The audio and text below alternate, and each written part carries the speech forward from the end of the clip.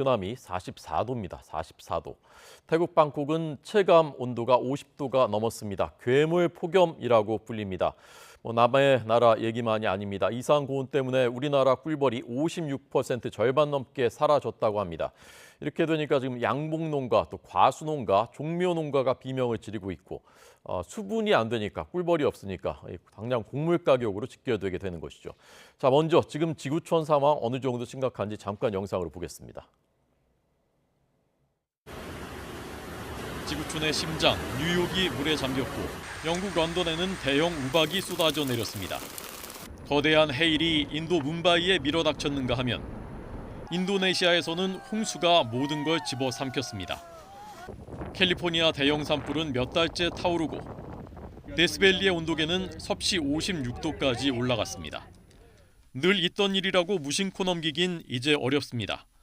1.5 degrees warming, and the difference between 1.5 degrees and 2 degrees for us really is a death sentence. If the world keeps getting warmer, the water will start rising and then there will be no land left. 물이 점점 차오르는 베네치아의 이 춤이 마지막 댄스가 되지는 않을지, 외줄에 매달려 구조되는 인도 주민의 모습이 인류의 현주소는 아닌지 지구촌의 신음이 깊어지고 있습니다. 네, 그래서 오늘 저희가 가장 권위 있는 정보 그리고 가장 권위 있는 해석을 해줄 분을 초대했습니다. 유희동 기상청장 나와 있습니다. 안녕하십니까? 예, 안녕하십니까? 어서 오십시오. 예. 자, 저희가 이제 늘 기후 변화 얘기를 하고 정말 심각하다라고 얘기를 하는데 이게 정말 심각한 건지, 아니면 어떤 분들은 기상이변은 늘 있어 왔던 일이고 너무 호들갑을 떠는 것이 과장돼 있다라고 보는 분들도 있거든요. 청장이 보시기에는 어떻습니까? 결론적으로 말씀드리자면 네. 지금 상황은 호들갑이나 이런 과장 얘기를 할 때는 아닌 것 같습니다. 지금 분명히 여러 가지 결과들, 그리고 과학적인 그 자료들을 의하면 분명히 옛날이랑은 상황이 완전히 다르다는 것을 분명히 인식해야 될 때라고 생각하고 있습니다. 네, 그게 속도가 조금씩 더 빨라지는 겁니까? 아니면 우리가 이제 여러 가지 노력들을 그래도 범지구적으로 하고 있으니까 조금씩은 좀 호전되고 있는 겁니까? 일부 노력을 하고 있고 많은 노력을 기울여 왔긴 했지만 네. 변화 속도는 예전보다도 훨씬 더 빠르다는 것이 IPCC 보고서에 나와 있는 결과이고 네. 모두 국민들뿐만 아니라 세계 시민들이 느끼는 결과가 아닌가 생각이 됩니다. 네. IPCC라는 거 좀 설명 좀 해주십시오. 예, 그 국가 간에 만든 국제기구인데요. 세계 기상기구와 UN 환경연합이 환경계획이 만든 국제기구입니다. 그러니까 그 가장 과학적으로 기후 변화를 얘기할 수 있는 과학자들의 모임이 결성이 됐고요. 네. 그리고 거기서 나오는 여러 가지 보고서들이 특히 6, 7년에 한 번씩 나오는 종합 보고서가 우리 세계의 기후 변화의 교과서처럼 작용하고 있는 부분들이고, 모든 협약, 그다음에 기후 변화의 그 변화에 대한 기본적인 자료로 사용하고 있습니다. 네. 그러니까 지금 점점 더 상황이 나빠지고 그 속도는 점점 더 빨라지고 있는 거군요. 예, 그렇습니다. 네. 한국 기온이 지난 100년 동안에 얼마나 올랐습니까? 한국 기온은 육상으로 따지면 1.8도씨 올랐고요. 1.8도씨요? 예, 세계적으로는 약 1.59도씨, 1.6도씨 올랐으니까 네. 그 비교하면 한 12, 3%가 우리나라가 더 세계 평균보다도 높다고 볼 수가 있습니다. 세계 평균보다도요? 예. 우리나라가 더 빠른 건 왜 그런 건가요? 그래서 일단 지금도 조금 더 저희가 조사 연구를 하고 있는 중이지만 네. 우리나라는 지금 100년 넘은 관측소들이 저희가 사용하고 있는 자료들이 6개 자료입니다. 서울을 비롯해서 6개 자료인데 주로 주요 도시의 자료이기 때문에 네. 저희는 도시화 효과도 다른 쪽보다 세계 평균보다는 좀 많은 것 같고요. 그래서 그런 부분들은 좀 더 연구를 해봐야 되지만 어쨌든 세계 평균보다 낮지 않다 하는 부분들이 주목해야 될 사실이라고 생각을 하고 네. 있습니다. 예. 사실은 우리가 매년 체감이 가뭄도 점점 더 심해지고 네. 엄청 더웠다가 또 겨울에는 막 혹한이 찾아오고 비가 안 내리다가 막 쏟아지고 막 이런 것들이 이제 그 체감을 하고 있는데 1.8도가 올랐다고 하면 이게 정말 많이 오른 건지 적게 오른 건지 잘 그 느낌이 안 오고, 많이 오른 겁니까? 글쎄요, 굉장히 많이 오른 거죠. 전 세계 이제 육상으로 따지면 그렇고요. 네. 지구의 해안까지 따지면은 훨씬 더 이제 낮은 부분이 되는데 예를 들면 저희가 2019년도에 IPCC에서 앞으로 세계 평균 기온이 해안까지 포함을 해서 1.5도씨가 상승이 되면 네. 이제 굉장히 위험한 상황이 벌어질 것이다 하는 것들을 예견을 했고요. 그 부분으로 따지면은 지금 전 세계 기온이 아까 1.5도씨는 육상만 가지고 따지는 거고요. 네, 네. 지금 전 지구 해안까지 하면 0.9도씨 정도가 지금 올라간 부분들이니까 그 부분에서 합쳐야 되는 겁니까 그러면? 그럼 합쳐서 이제 평균을 내야 되는 부분인데 주로 사람이 사는 지역은 육상 부분이니까 육상만 가지고 얘기하는 분들도 있고 전체적으로 얘기하는 분들도 있는데 전 지구 기온이 1.5도씨가 올라가면 위험하다. 일부 저기 보고서나 연구 결과에 의하면 네. 3도씨가 올라가면 넘게 올라가면 전 지구 평균이 문명 자체의 붕괴를 가져올 수 있을 정도로 굉장히 위험한 상황을 경고하는 부분이기 때문에 네. 1.8도 육상이긴 하지만 1.8도씨 뭐 전지구적으로 1.6도씨 이 정도는 낮은 수준은 결코 아닙니다. 이게 산업혁명 이후 거의 150년, 200년도 못 돼서 이렇게 올라간 부분이니까요. 네. 전 지구에 지금까지 그 뭐 40몇억 년을 할 때 최근에 이만큼 올랐다는 거기 때문에 그 부분이 이 추세가 더 위험하다고 볼 수가 있는 부분이죠. 예.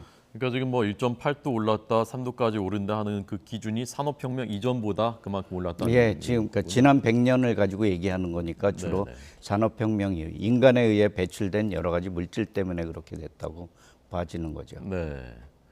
그러면 3도면 문명이 붕괴되는데 지금 그 한 150년 사이에 거의 60%에 해당하는 1.8도까지 벌써 올랐으니까 그러니까 전지구적으로는 0.9도씨를 얘기를 해야 되는 부분이고요. 아까 해안까지 해수까지 했어요. 그 부분까지 3도씨라고 그러는데 이게 뭐 선형적으로 올라가는 것이 아니라 이제 좀 빠르게 올라가는 부분이기 때문에 그 부분이 더 위험하다는 얘기를 경고들이 나오고 있는 상황입니다. 네. 3도씨가 더 오르면 문명 붕괴고 아까 1.5도씨가 이제 마지노선이다. 뭐 2도씨, 1.5도씨 얘기를 하고 있는데요. 네네. 근데 뭐 계속해서 2.0도씨를 얘기를 하고 있다가 2019년도 저희 송도 IPCC 총회 때 그거보다는 더 낮춰야 된다. 더 위험성을 경고해야 된다 하는 부분 때문에 1.5도씨로 낮춘 부분입니다. 그렇군요. 1.5도만 올라도 많은 것이 달라집니까? 그렇죠. 어떤 게 달라집니까? 뭐 예를 들자면 뭐 저희 각 분야에 사회적인 분야에 우선 물 부족, 식량 위기, 뭐 등등 뭐 질병, 뭐 사회 전 분야에 안 걸쳐 있는 부분이 없을 정도로 모든 분야에 영향을 받게 되고 그게 나쁜 쪽으로. 예를 들면 뭐 전지구적으로 식량 같은 부분에는 동토의 땅도 조금 이제 따뜻해지면서 네. 식량이 더 늘어날 수 있다고 얘기들을 뭐 처음에는 하고 있는데 네, 네. 지금은 잘 자라는 땅에서도 기온이 더 높아지면 원래 있던 곡식들의 그 질이나 양 자체가 떨어질 수 있기 때문에 동토의 땅에서 나오는 그런 식량보다도 네. 그거를 상쇄를 한다 그러면 거의 엇비슷해지기 때문에 결코 도움이 되는 상황이 아니라고들 얘기를 하고 네. 있습니다. 농업 전문가들이요. 지금 최근에 이제 동아프리카, 아프리카의 뿌리라고 부르는 지역 거기서 그 가뭄 때문에 식량난이 심각해져서 지난해 4만 명이 숨졌다고 하더군요. 네, 이게 전지구적인 현상이 될 수 있는 거군요. 그럼요. 뭐 한 나라만 해서 되는 부분도 아니고 네. 한 나라만 가지고 이게 이렇다 저렇다 얘기할 상황도 아니고 나와 있는 현상 자체도 어느 지역에 국한돼 있는 부분들이 아니라 전 지구적인 현상이라고 봐야 됩니다. 네. 그런데 우리는 지구 평균보다 오히려 더 높고 지금 우리나라. 네. 아까 질병 말씀하셨는데 질병도 이 기후 변화하고 상관이 많습니까? 그러면요. 여러 가지 그러니까 뭐 온난화에 따른 새로운 질병들도 나타나고 네. 그다음에 각 지역별로는 저기 뭐 더 기온이 올라가면서 나타난 질병 수는 훨씬 더 많으니까요. 예. 질병은 뭐 전체적으로 늘어나고 변이도 많이 일어난다고 전문가들은 얘기하고 있습니다. 예. 예컨대 뭐 코로나19 같은 것도 이 기후 변화랑 좀 관련이 있습니까? 뭐 관련이 있다고들 뭐 전문가들은 얘기를 하고 있습니다. 구체적인 얘기는 지금 연구가 진행 중으로 알고 있습니다. 네. 자, 그래서 그럼 이제 우리가 어디까지 얼만큼 멈출 수 있는가 또는 늦출 수 있는가 하는 게 이제 중요한 부분인데 지금 그 전망은 앞으로 어느 정도 속도로 얼마나 오를 것으로 전망하고 있는 겁니까? 그래서 우리가 이대로 그러니까 탄소 배출도 계속하고 예. 지금처럼 더 이상의 노력을 별다른 노력도 안 하고 이대로 간다 그러면 네. 조금 1세기 내에 100년도 안 되는 기간 동안 좀 심각하게 조금 오르지 않을까 좀 보고 있습니다. 전체적으로 보다는 우리나라에서 뭐 저희 시나리오에 따르면 네. 그 미래 100년의 시나리오에 따르면 이대로 계속 저희가 뭐 준비도 안 하고 그대로 이제 생활을 하게 된다 예, 그러면 전기도 막 쓰고. 예, 그렇게 된다 그러면 6.3도씨까지 저희 쪽에 오르는 그 기온이 올라가면서요. 21세기 말에요. 예, 100년 정도도 안 되는 부분들에 그리고 더 중요한 것은 실제적으로 나타나는 현상들이 폭염 같은 경우에는 뭐 거의 8배, 그다음에 열대야 같은 경우에는 거의 20배가 나타나고요. 지금보다. 그리고 우리나라 열대 국가가 되는 겁니까? 뭐 열대 국가 최소한의 아열대 국가 쪽으로는 뭐 전부 다 이제 변하는 부분들이 있는데 이거는 이제 최악의 경우 지금처럼 이제 아무것도 안 하고 있을 적에야 되는 경우고요. 근데 아까 총장이 아까 이제 3도만 올라도 문명이 붕괴라고 하셨는데. 그건 이제 문명의 붕괴가 이제 경고를 주는 부분에서 그런 시나리오 그런 가정도 있다 하는 부분들이 예. 가장 강력하게 얘기하는 부분들이 그렇게 얘기를 하는 6.2도 거예요. 오르면 안 되는 거죠. 안 되는 거죠. 그렇게 되면요. 그러면 우리가 최선의 노력을 다하면 얼마까지 오르는 겁니까?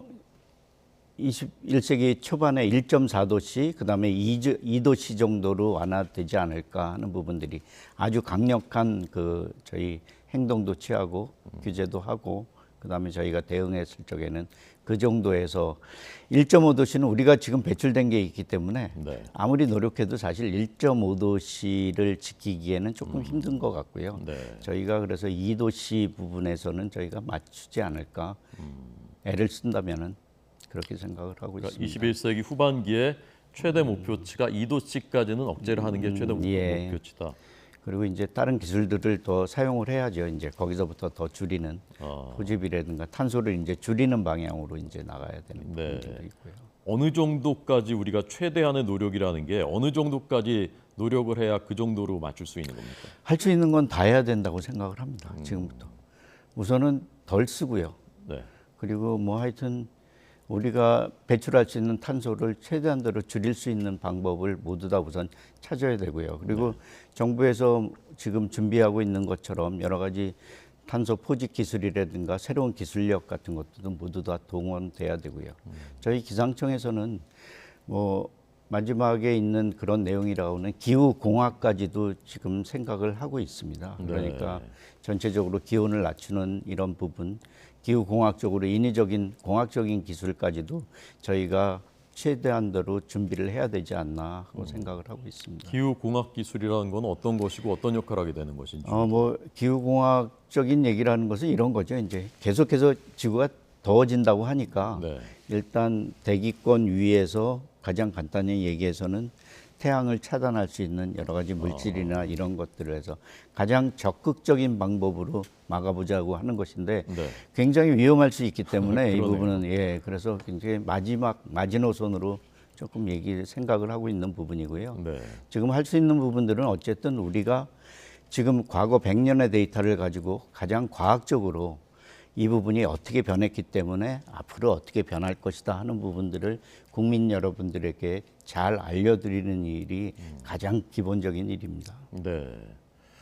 우리나라도 이제 광주 전남이 올해 5월이면 제한급 수화가 불가피하다는 얘기 나올 정도로 가물었다가 이제 조금 이제 숨을 돌렸지 않습니까? 이게 이상기후가 가뭄에 어떻게 해서 가뭄으로 연결되는 건가요? 이상기후가 사실은 뭐 지구 온난화라고 해서 지구 기온이 높아지는 쪽으로 이제 맨 처음에 이제 우리 기후 변화를 얘기를 했는데 네. 기후 변화의 정확한 표현은 사실은 뭐 기온만 높아지는 것이 아니라 우리가 경험해 보지 못했던 날씨 기상 현상들이 가장 매우 빈번하게 나타나는 현상이라고 뭐 볼 수가 있습니다. 그게 보다 합리적인 표현이고 합리적인 생각을 할 수 있는 내용이라고 보고 있습니다. 그렇기 때문에 가뭄이 옛날에는 뭐 몇 년에 한 번씩 들었던 가뭄이 이제는 매년 일상화될 수도 있는 부분이고요. 우리나라 같이 좁은 지역에서도 시간을 두고 가뭄 홍수가 나타나는 것이 아니라 네. 같은 시간대에 일부 지역에서는 가뭄, 일부 지역에서는 홍수가 동시에 나타날 수 있는 지경에까지 이르는 그런 상황이 점점 더 벌어지고 있다는 상황이죠. 네. 그러니까 이게 어디 한 군데 아픈 게 끝나는 게 아니라 이제 몸 전체로 이제 다 연쇄적으로 영향을 미치는 거군요. 그렇죠. 그러니까 동시에 그런 것들이 일어나는 것들이 예. 사실은 우리가 가뭄이라고 그러면 봄, 가을, 겨울 가뭄이 일어나고요. 여름에는 일반적으로 장마의 태풍에 의해서 홍수가 일어나고 이런 과정을 반복하는 부분들인데 네. 그렇지 않다는 거죠. 사실은 이 호남 지방의 그 가뭄도 요 근래에 있는 문제가 아니라 지난 겨울부터 지난 여름에 중부지방에 그렇게 비가 많이 왔는데도 사실 광주 호남 쪽에는 평년보다 강수량이 매우 적었거든요. 그렇게 쌓였던 부분들이 지난 겨울 올 봄까지 계속돼 있으면서도 재앙급수라는 그런 아주 불편한 상황까지 겪게 되면서 그런 상황이 지내온 거기 때문에 네. 그런 부분들이 이제 보다 빈번하게 나타날 수 있는 상황이라는 것입니다. 네. 자, 유희동 기상청장께 듣고 있습니다. 평생 이제 기상청에서 잔뼈가 굵으셨지 않습니까? 네. 예, 전에 못 보던 일들이 많이 지금 일어나고 있는 겁니까, 우리나라에? 그러면요. 뭐 작년에 서울에 8월 8일 그 있었던 집중호우에 141.5mm라는 시간당 어마어마한 비가 내렸고요. 사실은 그때 저희 예보관들이 시간당 60에서 80을 전날 예보를 했었는데 저는 뭐 이동하는 차 안에서 보면서 깜짝 놀랐습니다. 아니 우리 예보관들이 드디어 뭐 어떻게 됐구나. 네. 이게 60에서 80mm를 쓰다니 막 이렇게 생각을 했었는데 네. 그게 2배가 넘는 140mm가 내린 거니까요. 저희가 상상할 수 없는 일들이 사실은 벌어지고 있는 겁니다. 예. 전에는 뭐 60에서 80 이런 건 생각조차 못했었던 일인데. 굉장히 뭐 두려움 속에 이제 거의 뭐 쓰기 어려운 뭐 시간당 강수량이고요. 사실 15mm만 내려도 계속해서 비가 주룩주룩 내리고요. 30mm만 돼도 와이퍼를 이렇게 작동하기도 굉장히 어려운 상황으로 어마어마한 비들입니다. 예. 사실은요. 그래서 그때 이제 강남역 같은 데가 삽시간에 그냥 물에 잠기고. 예.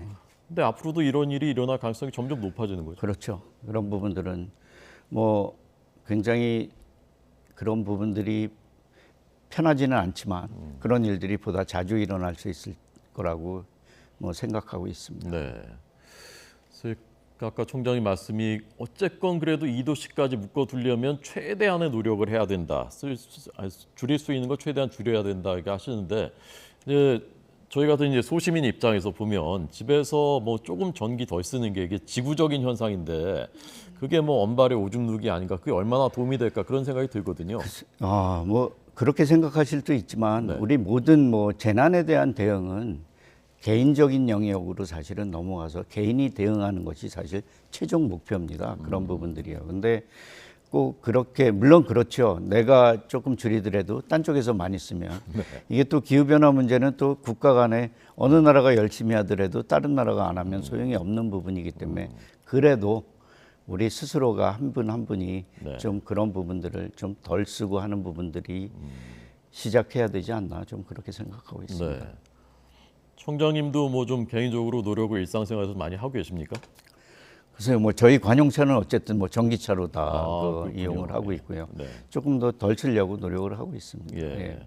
뭐 어떤 거 좀 본보기로 우리도 좀 배우게 좀 아니 뭐 특별히 배우고 뭐 저희가 뭐 기상 쪽에서 그 하는 이런 분야에서보다는 네. 일상생활에서 어쨌든 전기도 좀 덜 써야 되고요. 예.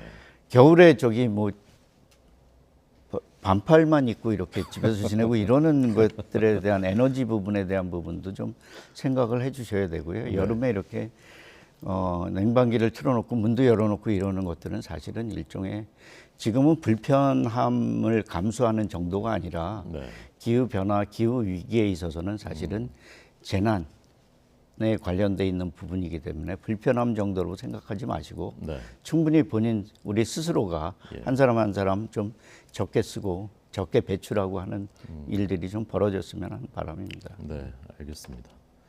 어젯밤에 그 동해에서 지진이 또 발생했는데 네. 규모 2.0 이상의 지진이 과거에 뭐 연 19.19회에서 지금은 70회로 늘어났다고 한. 이 지진도 이 기상청에서 그 예. 관할하시는 거죠? 예, 그렇습니다. 이것도 그 기후 변화랑 관계가 있습니까? 지진은 기후 변화랑 좀 관계가 없고요. 네. 사실은 자연 재난 중에서 유일하게 예측이 안 되는 부분들이 지진입니다. 뭐 다른 것들은 맞든 틀리든 이제 예측이라는 개념으로 넘어가서 대비를 하게 되는데 네. 지진은 전혀 예측을 할 수가 없습니다. 그렇기 때문에 지진에 대한 대응은 빨리 감지하고 국민들에게 빨리 알려주는 방법뿐이 없습니다. 근데 그렇게 불안해하실 필요는 없는 게요. 꼭 네. 이게 선형적으로 2점대의 지진이 뭐 보다 자주 일어난다고 그래서 큰 지진이 일어난다는 것도 사실은 일부 학자분들은 주장하는 분들이 있긴 하지만 그게 선형적으로 그렇다고 확실한 결과는 나와 있는 부분들이 없습니다. 그리고 꼭 낮은 지진들이 자주 일어났다고 그래서 꼭 불안하실 필요는 없을 것 같습니다. 네, 알겠습니다. 자, 오늘 유이동 기상청장께 들으면서 좀 심각하구나라는 걸 이제 다시 한번 인식하고 작은 노력이라도 해야 되겠다라고 이제 다시 한번 다짐하게 됩니다.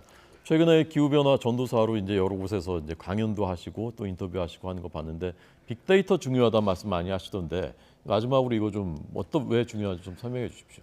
우리가 기후변화를 인식하게 된 것은 사실은 기후 데이터. 기후라는 것이 뭐 하늘에서 뚝 떨어진 것이 아니라 날씨 기상이 여러 해 동안 모아져서 있는 현상들이 그 변화가 이제 기후변화 그리고 그 사회적인 위험성을 얘기하는 것이 기후위기이기 때문에 우리가 가지고 있는 자료로부터 모든 것들을 출발해야 된다는 겁니다. 그래서 앞으로 100년, 50년 후의 미래도 국민들이 조금 신뢰감 있게 이런 것들을 받아들이면서 스스로 대응할 수 있는 그런 높이까지 가기 위해서는 과학적인 데이터를 가지고 지금까지는 이래 왔습니다. 그렇기 때문에 국민 여러분, 이 자료를 가지고 우리가 분석하고 미래를 예측했기 때문에 이렇게 변할 예정이니 더 주의하셔야 됩니다 하는 부분들을 네. 저희가 기상청이 더 해야 된다는 얘기죠. 그렇기 때문에 과거 100년, 우리가 가지고 있는 기상청이 가지고 있는 과거 100년 데이터, 그리고 예측하는 미래 100년 데이터, 합해서 200년 데이터를 보다 과학적으로 분석하고 조금 쉽게 해석해서 국민들에게 알려드리는 역할을 해야 된다는 뜻, 빅데이터가 중요하다는 그런 뜻이었습니다. 네. 예. 기상이변이 심해져서 일기예보하기도 더 어려워지셨습니까? 뭐 훨씬 더 어려워졌고요. 옛날 예보관들이 지금 열을 봤다 그러면 네. 저희는 지금 뭐 지방에서 이렇게 사람 인프라까지 해서 15 정도를 지금 보고 있습니다. 그래서 마른 수건에 물짜 내듯이 이제 모든 인프라를 좀 집중을 해서 하고 있는데요. 네. 작년 같은 경우는 이제 시간이 지날수록 이게 15만 봐서도 부족하다. 이게 17, 18은 지금 돼야 된다 하는 생각을 가지고 있습니다. 그만큼 분석하고 봐야 될 거, 그다음에 예측해야 될 범위가 넓어졌기 때문에 우리 예보관들이 굉장히 어렵고 불안해하고 있는 것은 사실입니다. 네, 예. 알겠습니다. 자, 지금 빨리 멈춰야 한다. 그러지 않으면 큰일 난다라는 유이동 기상청장의 말씀 들었습니다. 오늘 감사합니다. 잘 들었습니다. 예, 고맙습니다.